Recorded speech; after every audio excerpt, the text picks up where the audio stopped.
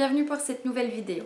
Alors avant de démarrer ce point lecture, j'aimerais vous remercier tous pour vos abonnements. Je sais que ce n'est pas énorme comparé à certaines autres chaînes, mais pour moi c'est énorme et je suis très contente. Ça me remplit de joie. Je suis... chaque fois que je vois que j'ai un nouvel abonné, en fait, c'est limite que je sautille pas, que je...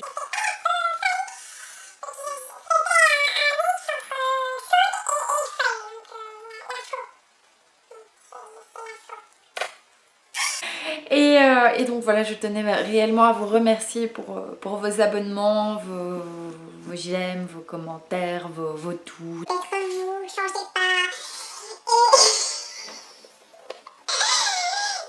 pas. Et franchement, merci, ça me fait énormément plaisir. Alors, pour démarrer, on se retrouve avec le livre La fille du train de Paula Hawkins aux éditions Belgique Loisirs. Et ça raconte l'histoire de Rachel. Rachel qui prend le train le matin et le soir. Et donc Rachel est une divorcée, elle vit dans une chambre qu'une ancienne élève avec qui elle est en cours lui loue. Et tous les jours dans le train, elle passe devant une maison et elle s'imagine toute une histoire par rapport au couple qui vit dans cette maison. Jusqu'au jour où elle va découvrir que la femme qu'elle idolâtre, entre guillemets, a disparu tout simplement. Et donc ce jour-là, elle va se dire non, je vais chercher à savoir pourquoi, comment ça se fait, et faire sa petite enquête toute seule de son côté. Donc voilà pour le petit speech, le résumé. Comme je vous disais la dernière fois, le résumé il est tellement long qu'il vaut mieux faire court parce que sinon c'est trop. C'est trop long. Et puis c'est un peu compliqué à expliquer aussi parce qu'il se passe plein de choses, il y a plein d'informations et tout ça en fait d'habitude, généralement je n'aime pas les livres où il se passe tout le temps, à chaque page il se passe quelque chose et ça m'agace. Ça m'agace aussi le fait d'avoir trop d'informations et mais dans ce livre-ci c'est juste bien, même si on a beaucoup, même s'il y a beaucoup trop de choses, d'informations, d'actions, machin et tout. Il est bien, il est génial. Je ne m'attendais pas à aimer autant ce livre en fait. Et tout ça grâce à Amandine Love Reading. D'ailleurs je te remercie énormément parce que sans ton point lecture par rapport à ce bouquin-ci, je ne l'aurais sûrement pas lu avant très longtemps. Et donc voilà.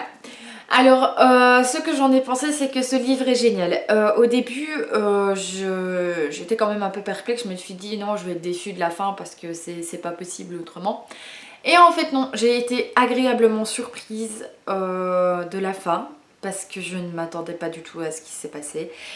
Et j'ai adoré la manière dont c'est écrit. Alors c'est beau dans le sens où on est dans la tête de Rachel et puis dans la tête d'autres personnes pour comprendre en fait comment et pourquoi ils réagissent de telle façon. Et je trouve ça très bien. Donc voilà. J'ai lu Everyday de David Levison aux éditions Knopf. Enfin Knopf. Knopf. C'est bien dur à prononcer, hein, Knopf. Enfin bon. Et ce livre, c'est l'histoire du... Bonjour.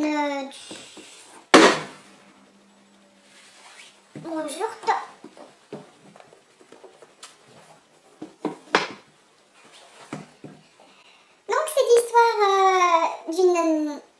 Décidément, oh là là. Donc c'est l'histoire... Je vais y arriver, j'y arriverai. Donc c'est l'histoire d'une âme, on va dire ça comme ça. En fait c'est quelque chose qui a 16 ans, on va dire ça comme ça, et qui rentre dans les corps de personnes qui ont 16 ans aussi. Et il n'est ni garçon ni fille, il est tout, il est rien, il est compliqué. En gros. Je remercie énormément Charles Snooki parce que c'est grâce à lui que... Enfin grâce à lui. Non, je l'avais déjà, mais bon, de nouveau, comme pour La fille du train, c'est grâce à son point lecture ou son book haul D'ailleurs, encore un grand merci pour ça, ça m'a trop fait plaisir. Et donc dans son book haul dernier, il parle de la suite, enfin du second roman d'Everyday qui s'appelle Another Day. Et il m'a rappelé en fait que je l'avais dans ma palle et donc je me suis dit je vais le lire. Et donc voilà.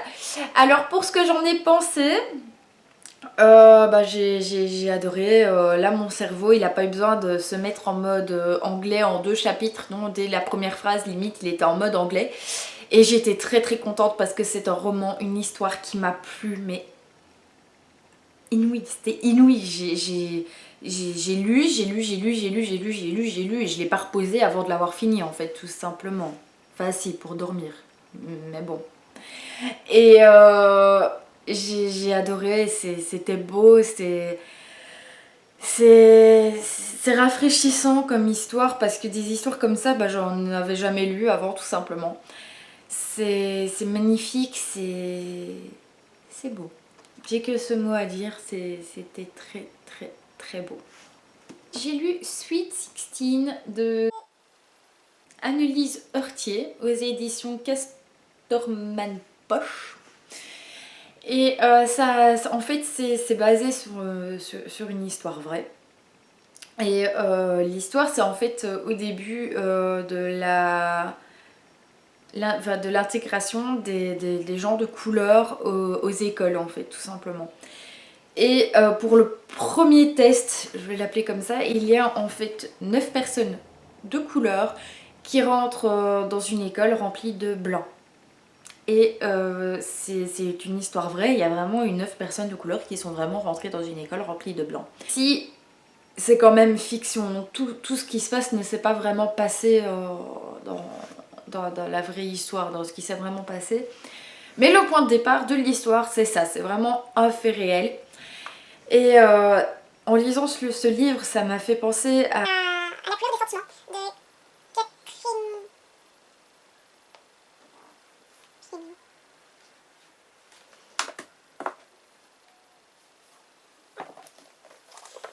c'est à La couleur des sentiments, donc ce roman-ci de Catherine Stockett. Oui, Stockett. Aux éditions Babel. En fait, ces 2 livres, je les adore. J'ai dévoré celui-ci, j'ai dévoré celui-là. Donc celui-ci, ça raconte tout simplement l'histoire de Bonne Noire à l'époque de celui-ci, où une blanche va réfléchir en fait un peu plus que les autres. Et ici c'est exactement pareil, une blanche va un peu plus réfléchir que les autres et certains points vont lui poser problème. Alors dans ce livre-ci j'ai retrouvé aussi, c'est pour ça que ça m'a fait penser à ce livre aussi, j'ai retrouvé certains éléments qui se passent dans ce livre-ci. Entre autres, un truc qui me fait rire, mais dans les 2 livres, ça m'a fait rire. J'ai un chat, il s'appelle Minnie. Minnie. Et dedans, il y a une bonne qui s'appelle Minnie et une autre qui s'appelle Minnie. Voilà. Donc moi, je voyais, quand on parlait de la bonne qui s'appelait Minnie, moi je voyais mon chat avec un petit tablier. Enfin, c'était drôle dans ma tête. Je devrais peut-être faire ça en fait. Déguiser mon chat en bonne. C'est drôle. Et donc ça se passe en 1954 et ça se passe aux États-Unis évidemment. Alors autant l'un que pour l'autre. C'est sur la chaîne de Mallory Dunn's Book qui m'a donné envie de lire ce livre. Voilà, ce livre j'ai adoré parce que c'était de nouveau une très belle histoire basée sur de faits réels qui m'ont appris des choses en fait, parce que je ne m'imaginais réellement pas que ça pouvait aller aussi loin, que c'était... Non, je peux pas m'imaginer, non, je saurais pas. Parce que, en même temps, vous allez me dire que maintenant on est dans une autre époque, mais je trouve que c'est important de savoir ces choses-là parce que, comme on dit, on apprend du passé, de nos erreurs passées, et il faut s'en souvenir. Et c'est pour ça que je trouve ça beau d'avoir des livres comme ça, de lire des livres comme ça, parce que ça nous fait nous rendre compte qu'en fait, on peut être très très méchant alors que les autres, ce qu'on dit aux autres, ils y peuvent rien. Si les personnes en face la personne en face de nous est noire, c'est pas elle qui l'a décidé, elle est née comme ça. C'est comme nous, si, je sais pas, moi, on a les dents de travers, c'est pas nous qui l'avons décidé, on est né comme ça, donc ça suffit. J'ai fort aimé ce livre. Ensuite, Sophie Kinsella aux éditions Pocket, et c'est Lexi Smart à la mémoire qui flanche. Alors, ça raconte l'histoire de Lexi qui se réveille à l'hôpital après avoir eu un accident, et tout ce qu'elle se souvient en fait c'est de la veille de l'enterrement de son père. Or ça fait 3 ans que son père a été enterré. Donc elle a perdu 3 ans de sa vie. Elle se réveille mariée avec un mec trop canon, ultra riche et directrice de son département. Elle se croyait Cendrillon en fait. C'est vraiment ça, on se réveille, pouf, on est Cendrillon. Et j'ai adoré ce petit livre. Enfin, j'ai adoré. Ça a été une très bonne lecture. On va pas dire que j'ai adoré parce qu'il ne se passe pas énormément de choses. Et ça reste un Sophie Kinsella. Donc Sophie Kinsella pour moi c'est de la bonne lecture en fait, tout simplement. Un bon moyen de passer un très bon moment. Quand on est triste, moi quand je suis triste je lis à Sophie Kinsella et pouf, j'ai la banane après. Et donc de nouveau j'étais pas triste hein, en lisant, mais j'ai quand même eu la banane après, j'ai été très contente. Et c'est très beau. Ce qui se passe dedans est génial. J'ai adoré la fin. Franchement, la fin, waouh. Et donc voilà. Et voilà, en plus, ce que j'aime bien, c'est que Lexi, en fait, j'aurais bien aimé qu'on m'appelle comme ça aussi, et pas Alex. J'aime pas Alex, en fait, je préfère Lexi. J'ai une amie qui m'appelle Lex, mais c'est Lexi, j'aime bien. Enfin bref, ça c'était le moment où je partage ma vie avec vous. Et donc voilà, très bon roman pour passer un très bon moment. Il s'agit de Atlantia de Ali Kondi, donc l'auteur de Promise, Conquise et Promise, Insoumise et Conquise. Donc qui est une trilogie un peu dystopique, on va dire ça comme ça. Enfin, c'est une trilogie dystopique. Et ceci, c'est aussi une dystopie qui raconte en fait que l'humanité est séparée en deux. Il y a ceux qui vivent en haut, donc sur la terre, et ceux qui vivent en bas, donc dans l'eau, dans la mer. Et en fait, je crois ça que Charles Snooki, tu adoreras. Ça parle de sirènes. Et oui. Parce qu'en fait, il y a eu... Enfin, ils attendent 3 miracles. Le premier est arrivé, c'était les sirènes. Donc les sirènes qui ont une voix très particulière qui fait que quand elles vous demandent quelque chose, vous êtes obligé de le faire parce que ça va vous la pose entre guillemets. Et deuxième miracle, c'était les chauves-souris qui sont apparues sous la mer. Et le troisième, on ne sait pas encore ce que c'est et on l'attend. Et donc on retrouve Rio et... je sais plus comment elle s'appelle. Enfin, Rio et sa sœur jumelle. Qui, en fait, Rio a envie depuis très très longtemps d'aller sur Terre parce que elle en rêve, c'est son rêve à elle, elle l'a partagé avec sa soeur jumelle. Et en fait, leur maman décède et de là, sa soeur jumelle lui fait promettre de ne pas partir en haut. Et donc Rio lui dit ok, ça va, c'est bon, je monterai pas, c'est pas grave, tant pis, je vais rester avec toi. Sauf qu'en fait, à la cérémonie pour savoir...